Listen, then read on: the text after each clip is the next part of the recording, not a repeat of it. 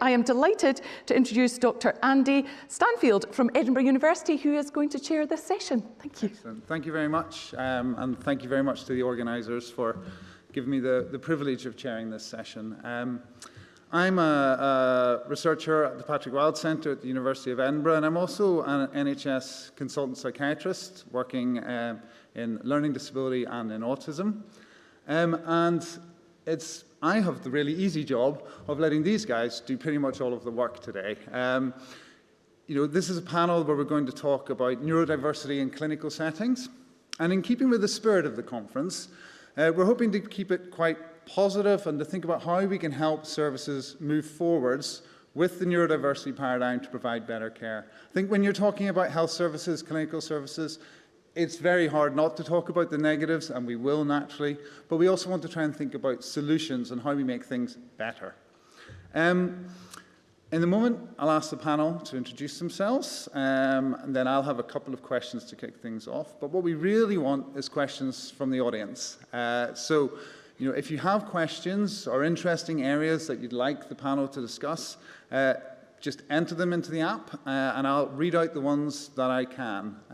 It's great. We've actually had a couple of questions coming in already, so I might not get to everybody's, it has to be said, but I'll try and get through as many as possible. If you can't manage to use the app for whatever reason, then there are microphones, and it is possible to ask questions directly, but ideally, I think we would prefer things to come through the app. So I will just hand over now to the panel. First of all, for introductions, we'll start with Richard. Hi, everyone. I'm Professor Richard Chin. I'm a pediatric neurologist, and my research interest is in childhood onset epilepsy. I'm also clinical director of the Muir Maxwell Epilepsy Centre. Excellent. And now, Mary. Thanks. I'm Mary Doherty. Clinically, I am a consultant anaesthetist based in Ireland. From a research perspective, I am working mostly on barriers to healthcare.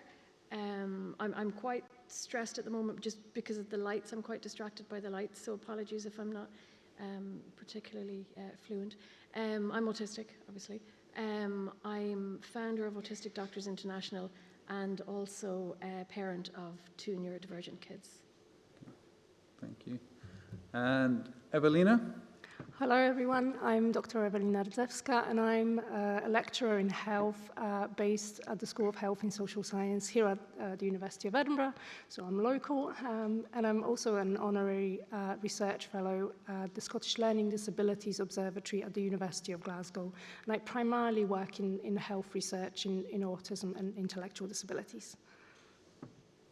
And last but not least is Craig.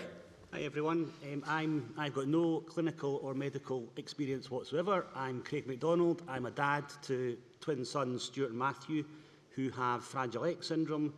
I'm 24 years old. I am a former chair and board member of the Fragile X Society, which is a UK charity that supports families like me and my family. Excellent, thank you. And I just wonder if it's possible, I don't think anyone in the audience would mind if we could turn down the lights slightly on the stage, if that's possible. Okay, so I will start with a few questions. I think we all agree that it's important for health services to become more neurodiversity informed. So I suppose I'd just start by asking the panel, why do you think it's important? What do we need to improve on to make things better going forwards? Who wants to go first? I'll go first if you want. I'll give a kind of parent's perspective. So I think there's 3 things that I would say there about making health services better informed. One is greater awareness of conditions. I think as a parent, sometimes having to explain what Fragile X syndrome is in front of Stuart and Matthew is not great. It's a bit like talking about them, but right in front of them. And in saying that they have a disability, when in typical daily life, we just treat them as individuals who need a little support to do the things they do. I think the second thing is, if I put my kind of charity hat on, Fragile X syndrome is a relatively unknown condition.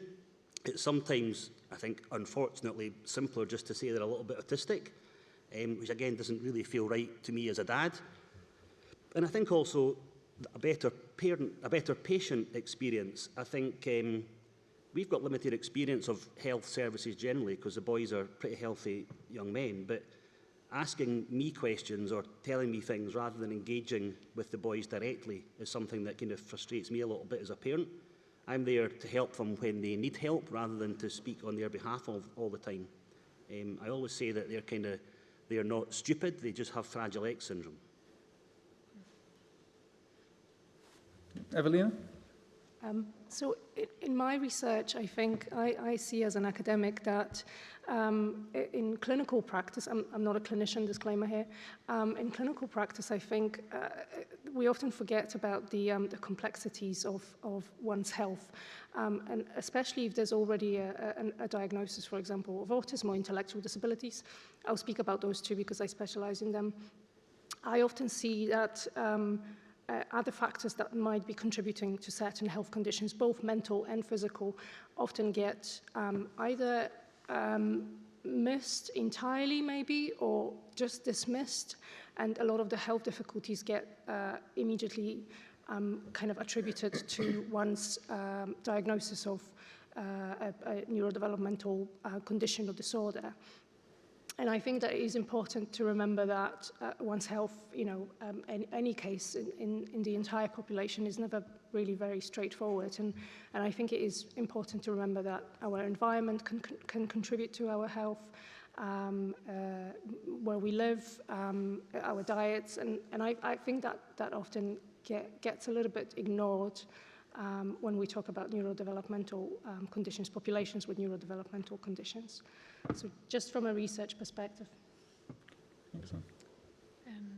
Yeah, and again, from a research perspective, my area of research is around barriers to healthcare. And I'm just so conscious, so aware of the numbers of autistic people in particular, because that's what my work focuses on, who are just all completely excluded from the healthcare system because of the access barriers, and I'm particularly struck by just even the difference that tiny change in the lights makes to me in my experience now, and translating that into a healthcare context. The waiting rooms for most healthcare settings, absolute sensory nightmare, and there's no awareness within healthcare at the moment of the sensory issues, the sensory needs, or very little awareness of the sensory needs of neurodivergent people. And for me, I think that's one of the biggest areas that we really need to address, because it just makes such an enormous difference. And if you're not autistic, you're not going to understand that. But those of us who are, it makes such a huge difference. Richard? Well, I think I'd like to expand a little bit on what Sven was saying early on. So he started off by saying what and then why. And I think what you were just saying is how. So I think what, in terms of, well, what is neurodiversity? So you've heard different people on this panel talk about autism, and neurodiversity, was born out of that, but, what is it in more general? So I think the first thing is having a discussion and raising awareness. I think identifying the problem and addressing the problem, then we need to first say what it is. And going back to what you were saying, Craig, about your own experiences and trying to explain that. And I think raising more awareness of that, what is, whatever the condition is. I think neurodiversity is probably the best umbrella term currently for that. But just raising awareness of that, and then, going back to the research side of things, into understanding why do these things emerge. So you would have heard, for those of you who are here early on with Rory talking about the dopamine deficiency in ADHD, and then being able to target that, and then coming back to the how. So how would you improve things? Well, if you raising awareness, understanding more of the mechanisms and the backgrounds behind it, then we can start addressing the how component of it. So I think the how is going to be related to the first two components. And if we use autism as an example, with Autistica, there have been huge amounts of work related to that. But I do think that things like this with ITAKOM and so on is raising more awareness. And if you look at epilepsy, for example, Obama's campaign manager raised a huge awareness for that because of his personal aspect, and I think that we need more of that. people who are in areas of influence and policy, who have a personal connection, being able to make a huge investment and pull towards that. Excellent. Yes, I mean, it's really nice that we're currently standing in a really great awareness-raising session and a really great awareness-raising conference for neurodiversity and things. I mean, I guess moving on from that and thinking about, that how a bit more, I mean, are there examples of good practice that any of you have seen or want to highlight, either about awareness raising or making adjustments to services or initiatives and things? Is there anything any of you have come across in your health journeys or either in your working lives even as models of good practice we can learn from? Well, one of the things that Rora mentioned early on was about screening and identifying cases. And there's always been this debate about why do you screen? Because if you screen and you can't do anything about it, then then it defeats the purpose and it raises false hope. But I do think that, coming back to the argument again about the what, why, and how, a lot of that is being used as different, getting the evidence in order to change policy. And again, Autistic, I'm sounding like a bit like a stuck record now, but they've been really good at that, at gathering the evidence. But certainly in our practice in epilepsy, we know that a lot of people with epilepsy, it's not just the seizures, there are also neurodiversity associated with that. So in the pediatric practice, what we've started doing at Sick Kids is screening for neuropsychological profiles in clinic as part of the routine care, and that's made a huge difference in identifying children with difficulties as well. And we're sort of building on that into the adult service, but that is less advanced at present. Craig? Yeah, I think if I put my charity hat on for a minute, I think the charity would quite happily go and speak to anybody and everything about Fragile X syndrome. I think it's a small charity, it's got very limited resource, so therefore it's not entirely practical to have a kind of nationwide awareness campaign as such. I personally think good practice is when, well, all professionals actually, whether it's health or otherwise, hearing it from a parent or from somebody with real lived experience is absolutely invaluable. I think I have regularly gone out to organisations as the boys have moved through their school life, their college life, their work life, if they've been involved in health service or social service needs at all, and taking the time just for like 15, 20 minutes, half an hour to speak to them, not about Fragile X and it's a genetic condition and it affects 1 in several thousand males, but this is what it means for Stuart and Matthew, and therefore you need to know that. And it's typically about how they behave and what their characteristics are. And I think for me that gives the people involved in working with the boys a real insight into what they need to consider in their daily engagement with Stuart and Matthew. And I think it also then gives a more hospitable is not quite the right word, a better environment for Stuart and Matthew to be in, because people are then aware of what they need to experience and what they like to experience, and probably more importantly what they don't experience. I also think it's probably some may like it or some may not, but I think social media nowadays is a really good environment for sharing and helping better understanding of how people live on a day-to-day basis. Stuart and Matthew, they have a Twitter account, I manage it on their behalf. That has a lot of insight into a lot of things that are working really well for them and a lot of their successes, which is really important, and also some of the challenges that they might face on a day-to-day experience. So I think a combination of parents' perspective, well, I think parents' perspective is probably the best practice that one could give, to be honest. Yeah. Ewelina?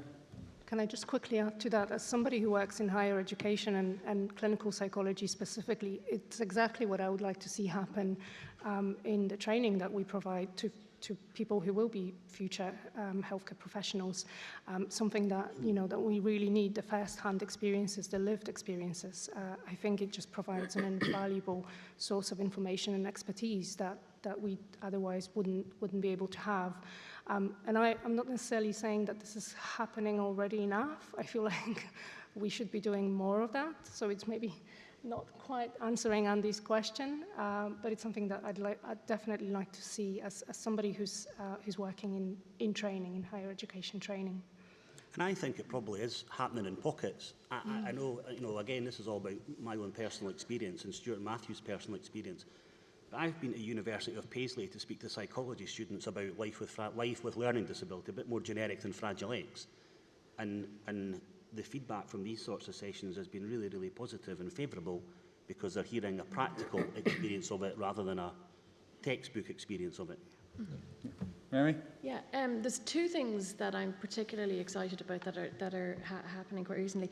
And the first is around just the recognition of the brain-body connections and moving away a little bit from thinking about autism, ADHD, neurodivergence in general as just a brain or neurological thing, and to think about the body connections as well, and particularly things around chronic pain and hypermobility, that sort of stuff. And I forgot to say when I was introducing myself, I'm honorary clinical research fellow at Brighton and Sussex Medical School, and one of my colleagues there, Dr. Jessica Eccles, is doing a lot of work in this area, and it's just really groundbreaking work, I think. But the other thing goes back to the lived experience, and I absolutely agree. It's just so vital.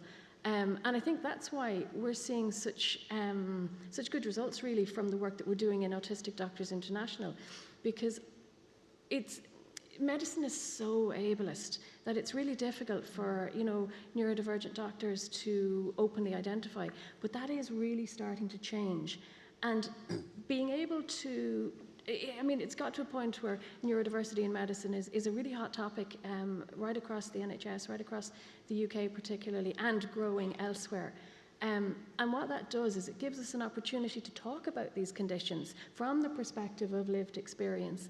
And anytime I get a chance to talk about, autistic doctors or neurodiversity in medicine, there's always that opportunity to talk about the healthcare issues for the wider community. And similarly, the other way around as well. And there is that, it's synergistic in the way that it just raises awareness to a level that's probably beyond my wildest dreams a couple of years ago. A couple of years ago, very few of my colleagues would have been, would have been aware of any of the issues we're talking about today, whereas that's not quite the case. And while there's a lot of work to do in terms of training and, education and training, it seems a lot more possible now than it did even 2 or 3 years ago. So I'm hopeful. Excellent. Lots of people, there's tons of questions that are coming in already. So, and lots of people, have been asking about things like these sort of health inequalities that happen. We know, sadly, happen for neurodivergent people. We've touched on some of the kind of answers already for this, but people asking, what could we do differently, or what do we need to know more about? What can we do differently to try and help people with, for example, as you say, conditions like hypermobility syndromes or the sensory nightmare of waiting rooms and things like that. So what do we in the health service need to do differently? Ewelina? Can I start? So there's quite a few points probably here. As somebody who does autism research, I think we definitely need to know much more about health inequalities that are caused by cancer and cardiovascular health in autism. We know absolutely very little about those two clusters of conditions, and these are the biggest killers in the general population. So it is striking that we don't have a lot of data about what happens in the autistic groups. What we know about Scotland as well, I'll talk about Scotland for a minute, because that's where I mostly work. What we know about Scotland is that from the census data, we know that women who either proxy or self-reported having a developmental disorder have the worst health compared to women without developmental disorders and also compared to men with and without developmental disorders. So for that particular group, health is the worst, and that's the case across all different age groups, particularly older ages, but across even the youngest age ranges. So that's, again, something that's quite striking. We're not getting things quite right there. And I think something that I would like to see more of in terms of research is looking at physical health, both in intellectual disabilities and autism. I feel like we often talk about mental health, which is, of course, understandable, but I feel like we're lacking research on physical health, and particularly different causes of mortality. We do know that both autistic people and people with intellectual disabilities have the risk of premature mortality, and the gaps are absolutely striking. Again, if you look at the average age of death when looking at autism and intellectual disabilities compared to the general population, but we don't know why. We still don't know why after so many years of research. So just as a brief whistle-stop tour of all of the, because I work in health research, so I probably have quite a few different priorities, but just a quick tour for all of them. Mary? Yeah, no, I'll come in on that and absolutely agree with all of that. We definitely need so much more research around physical health. Why is cancer mortality doubled for us? Why?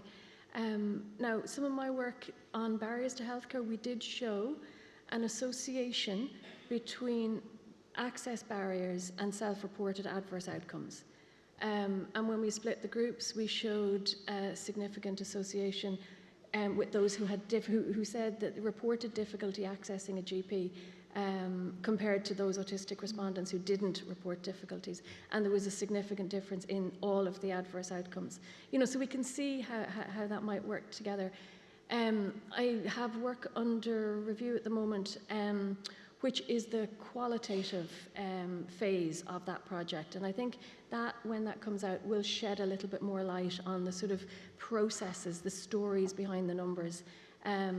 Because what we're seeing things like early barriers, like difficulty with telephones, one of the biggest barriers, difficulty with public transport, not having support to get to appointments, and then feeding into the sensory issues in the waiting areas, communication mismatch with healthcare providers. And interestingly, it was with doctors in consultations, but also with medical receptionists. Difficulties with reception staff also were associated with all self-reported adverse outcomes.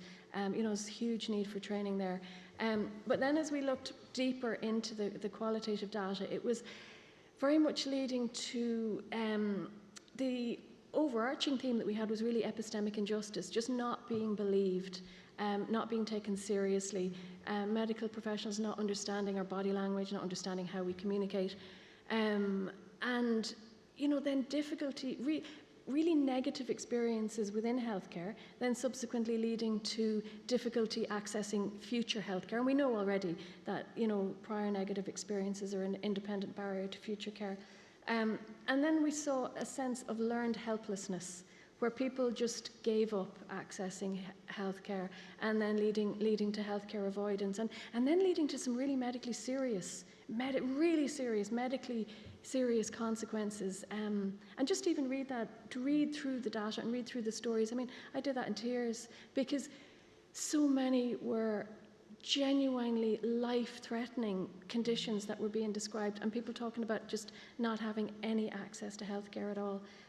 So we really, really do need to address the access barriers. Now, I'm not saying that all our healthcare, all our negative outcomes are due to barriers, but a huge amount of it is. There's a lot of issues around interception and that.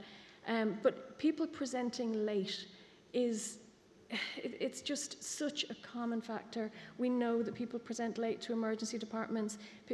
As autistic people, we're more likely to be admitted from emergency departments, more likely then to die as inpatients, suggesting that we're presenting late. So all of these things are just so hugely important to access.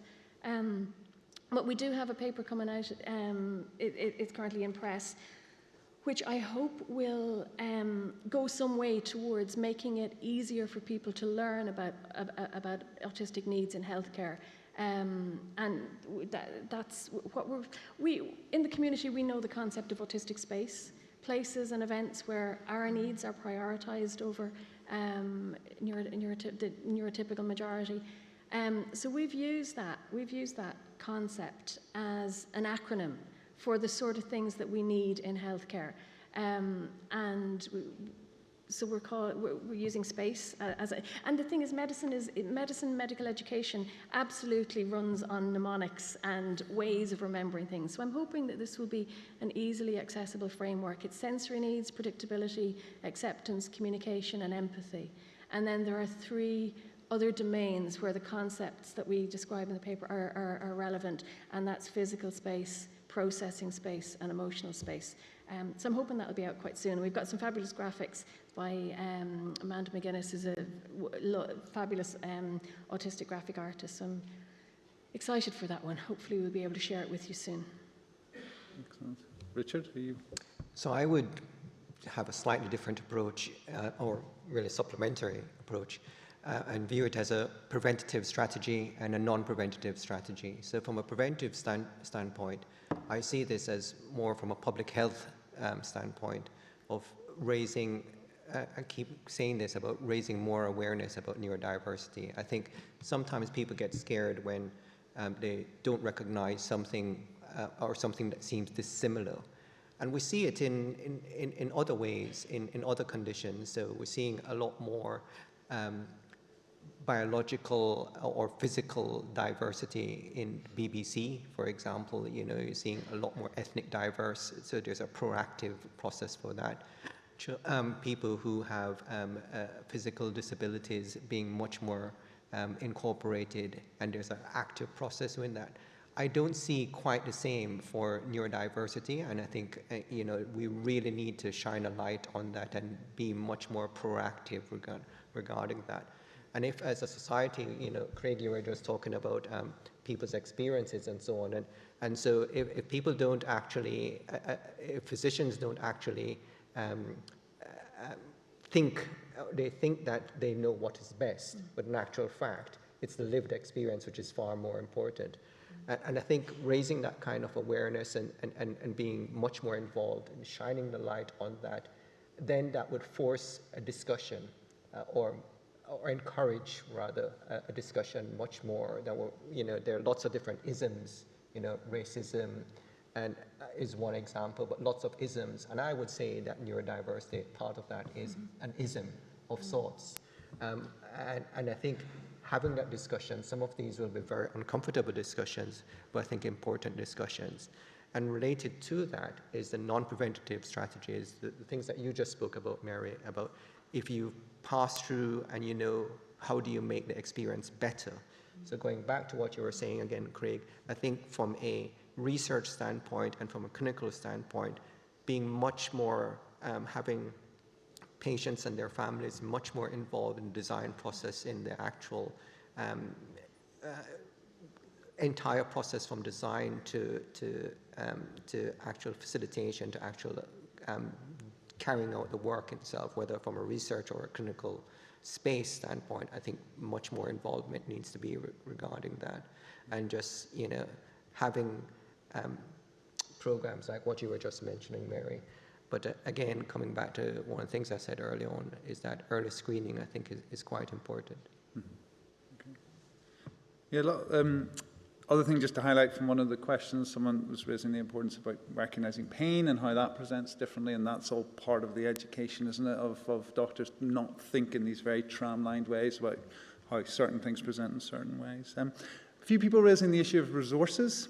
You know, at the present time, we are not in a, we're in a more resource-limited setting, I suppose people would say. It occurs to me from what actually most of you are saying, these are not resource-heavy things, a lot of this. But I don't know if any of you have any comments to make, particularly about how we would, you know, initiate some of these changes or drive these changes forward when we don't have large amounts of resources to invest in big programs and big change initiatives certainly within the UK NHS.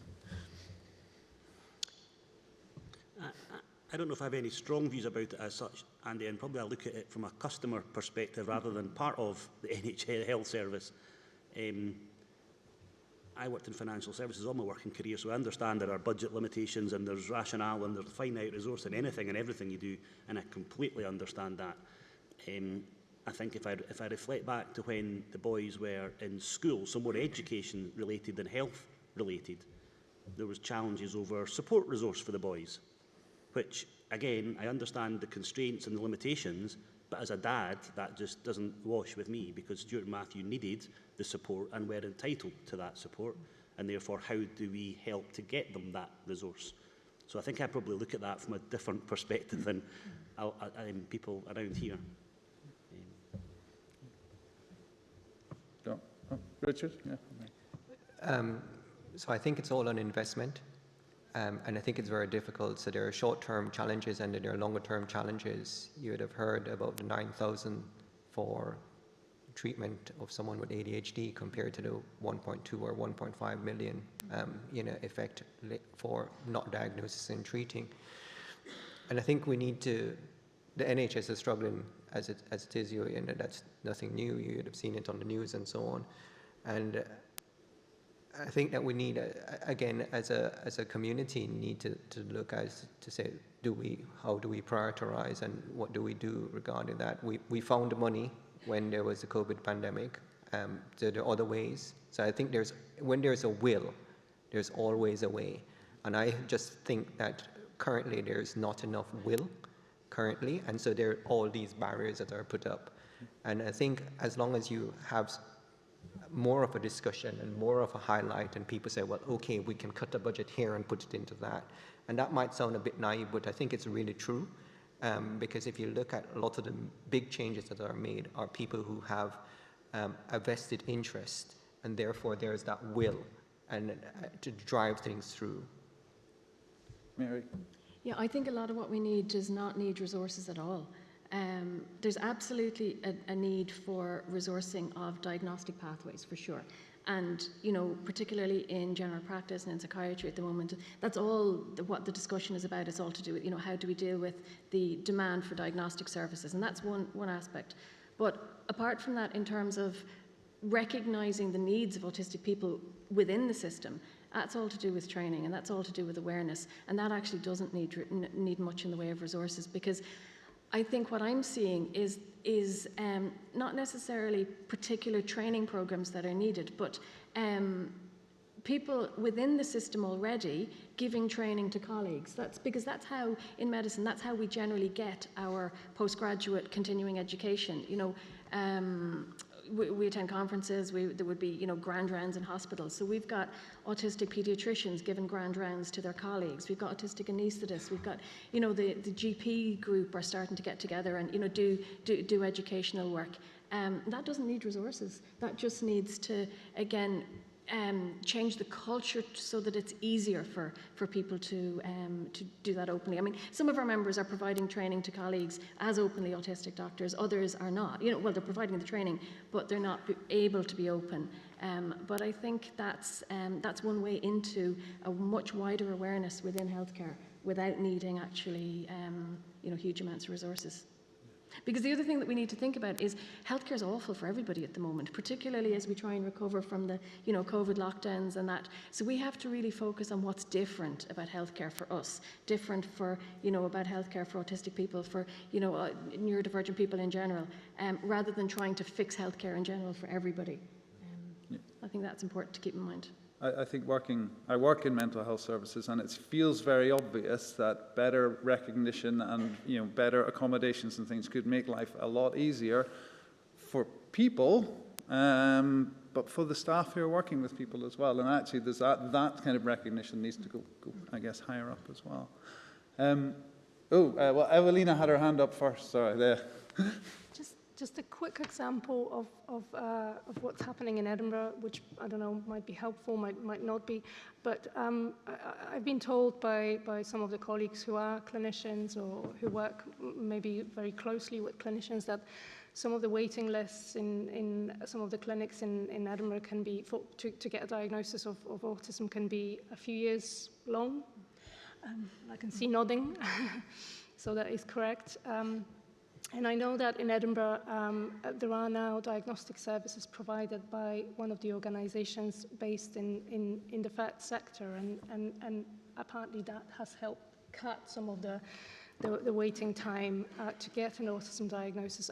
I think there are differing opinions, as far as I understand, about that practice and whether that's right or wrong.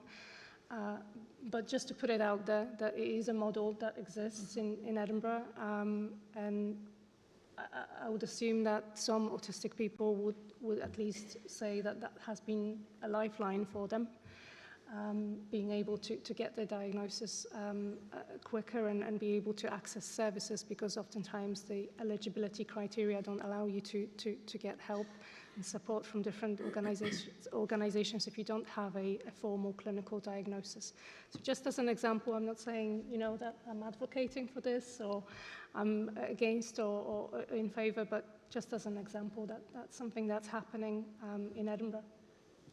Yeah, no, absolutely. Better working between health and social care and even coordination across these services is the way forward. I know other people had things that they wanted to say, but I'm quite keen to ask a question someone has said about related to this, given the significant wait times for diagnosis, and you're right, 2 years is at least fairly, it's probably about the minimum in the moment through some of the health service.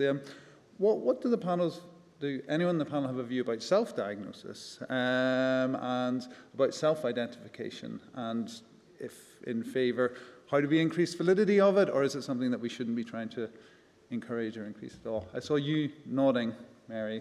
Yeah, no, I can speak to this because of my own research. When we did our barriers to healthcare work, we looked at the autistic group. 3/4 of the group had a formal diagnosis and 1/4 didn't. And when we compared the groups, we found no difference whatsoever in terms of difficulty attending a GP, the barriers faced, or indeed the self-reported adverse outcomes.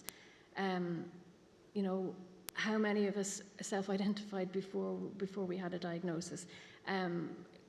Do we need a diagnosis? In a lot of cases, if we don't need to access service, you know, that's another question. I absolutely am so concerned for the people on waiting lists who cannot access services because they can't get a diagnosis, when we know that they face the exact same barriers to healthcare. So no, absolutely. I mean, I totally acknowledge self-identification for sure. I think we can take it back again to what Sven was saying earlier on around, you know, actually people need support for function. You know, for these sort of things that you talked about for the ICF, diagnosis is kind of the slightly strange key, isn't it, almost, to provide access in a way, but actually the support that people require isn't necessarily clearly dependent upon having that key. Okay. Richard? I guess part of that is the whole thing about validation. So, you know, currently the process is a subjective, if you will. You fill out a questionnaire and then someone says, yes, you reached the threshold, or you have not reached the threshold. But even when you don't reach the threshold, having that kind of approach to how you manage oneself and how people interact and so on, I think is hugely beneficial. So I think related to one of the things that Mary was saying early on about resources, I do think that as a clinical researcher, I do think that we do need to be chasing biomarkers a lot more as well, so we can objectively assess very quickly. So someone with diabetes who has a similar kind of frequency to autism, you know, you can do a single diagnostic test and everyone knows there's totally no controversy related to that, but currently we don't have biomarkers. So I think in parallel with improving the clinical health service, we do need to develop more biomarkers for neurodiversity in general, and then use that to help us to equip going forward. I do think that, so I'll leave it like that. Okay. I'm keen just to move on to something different, because there's been a few questions coming in about people within the health service, staff members, for example, who are neurodiverse or neurodivergent, sorry. And, you know, are there ways, how do we best change things within the way the health service works? How do we work, and this is probably applicable to any large organisation, but what are the things that we can do within workplaces to allow people to flourish in that sense? Thoughts, Mary? I'll take that again. It comes back to awareness, I think, really, and just changing that culture so that people are able to openly disclose. I mean, it's so ableist. there is just such a stigma, particularly around being autistic. I mean, I remember the very first talk that I gave on, autistic doctors with a colleague, Dr. Shirley Moore, and we subtitled our talk, called it Autistic Doctors, and we subtitled it Not an Oxymoron, because that's really where we were at. I mean, there was absolutely no recognition. And again, myself, I mean, I got my own diagnosis, and I'm a doctor. Can I be autistic, and can I be a doctor? I mean, and that was really the way things were a couple of years ago. Still, we've had our own members ejected from training just after disclosing a diagnosis. We've had medical students ejected from medical school. The discrimination is really powerful, and therefore I can understand why people don't disclose.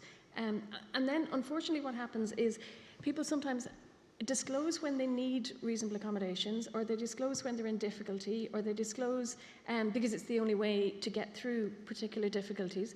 And then people who are managing at whatever cost personally, but if challenges aren't obvious, then people don't disclose, and particularly senior people. It's mostly the more junior people and trainees who are disclosing, and that sort of perpetuates this really unfortunate, erroneous association between being neurodivergent and being a trainee in difficulty. When actually we have data in a survey that we did of our members, again currently in review, but 82% of our members were currently working, not in difficulty, and that's really not what people tend to think. But there really does need to be such a culture change so that we can say that we need whatever accommodations. I mean, one of my accommodations is that, when I'm doing a theatre list, I never get changed from one theatre to another unexpectedly, or the trainee that might be working with me would never be changed unexpectedly because I can't cope with that. But even when I started talking about being autistic, my colleague said, don't talk about that, keep that to yourself. Don't, almost like it was bringing the profession into disrepute. We're talking about it, when actually there are loads of us in medicine, and particularly psychiatry. The psychiatrists are the most overrepresented group in ADI for sure, but they're also the least likely to disclose. And what's that about? It's all to do with that sort of sense of lack of credibility. It's awareness and culture change for sure. Just to say as a slight positive, I have given a talk, I was invited and have given a talk to the Royal College of Anaesthetists about autism and autistic doctors and things as well. And I think there's an openness, I think, for people to hear. People are interested in a way, and I think this is because of events like this and societal changes. Medicine shifts slowly, as we know, but there is, an openness to change, which the kind of things people have talked about here, we maybe can use this and use these kind of moments to try and change the attitudes that exist there. So Ewelina, use your hand. Yeah, I just wanted to say that unfortunately that seems to be the case as well in higher education. I hear the same from some of the students, that we still don't get things quite right for neurodivergent students, and they do feel that they're often singled out when they do disclose. So, some of them don't want to disclose for that reason, that they have a disability, and when they do disclose, they don't feel that the adaptations that are available to them, are tailored enough, for example, to the needs that they might have, or there's not enough understanding of the condition or the disability that they have. And so I just kind of think, that because I had, in my career, I had always worked in either social sciences or health sciences, and I think that, if we can't get it right in these disciplines, where will we get it right? Because I feel like, in that type of science, we should be able to have more awareness, but we're not quite there yet, unfortunately. And I know we're meant to be keeping things positive, Andy, so I don't want to be too negative. Well, I'm about to ask a question. I mean, it's slightly negative, but has a positive slant. But I'm keen to ask you, because someone has asked, if the panel have any thoughts about building trust and rapport for people or with people who've repeatedly had concerns dismissed by health systems, or they feel invalidated or let down? So people have any thoughts about what we can do differently, or how we can help people build trust back up?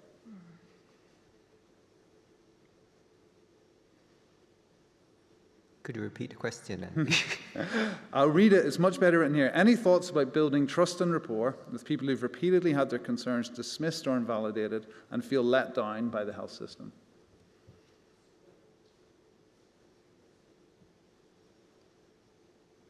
I don't think that's unique to neurodiversity.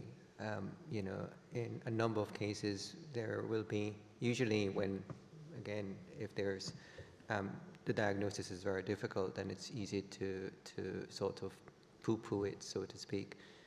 Functional neurological disorders is a typical example related to that, when there's no objective marker that people can easily hold up and say, yes, this is definitely so, when there's a subjective component. I think it's just repeatedly trying, really.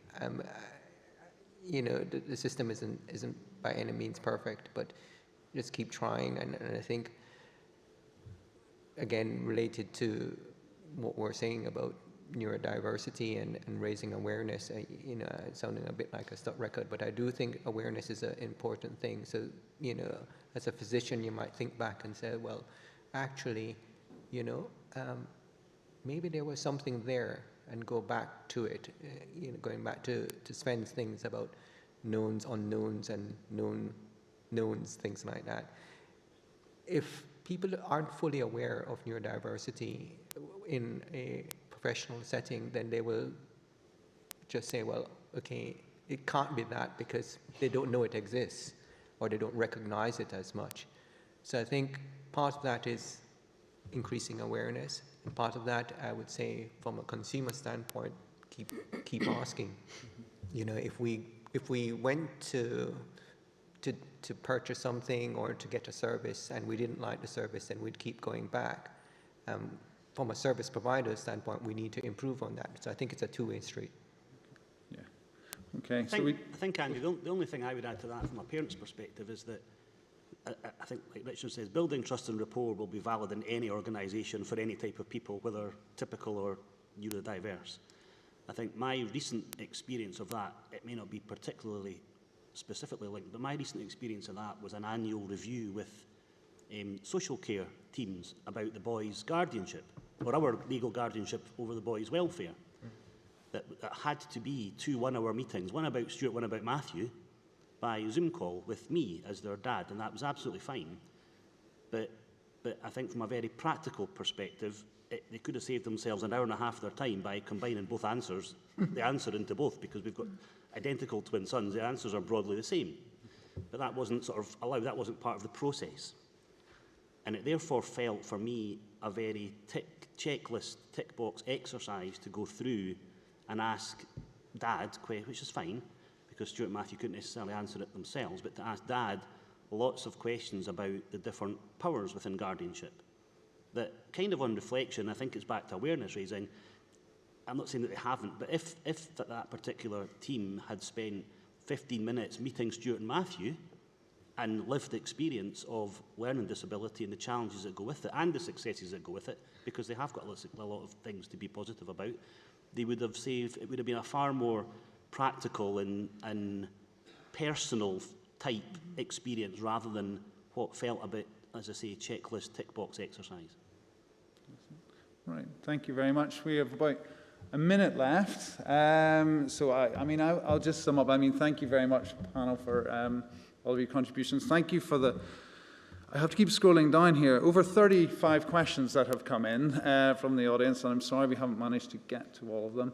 I mean, I think, do please interrupt if I'm wrong, but some of the main messages coming out are around awareness raising, around lived experience, valuing the contribution that actual lived experience can make and probably enhance greater change within systems, within clinicians and services than hearing from experts, in inverted commas, and that need that actually these are not resource-heavy things, these are not resource-intensive things. A lot of these things can be done easily where there is a will to do them. So, thank you very much.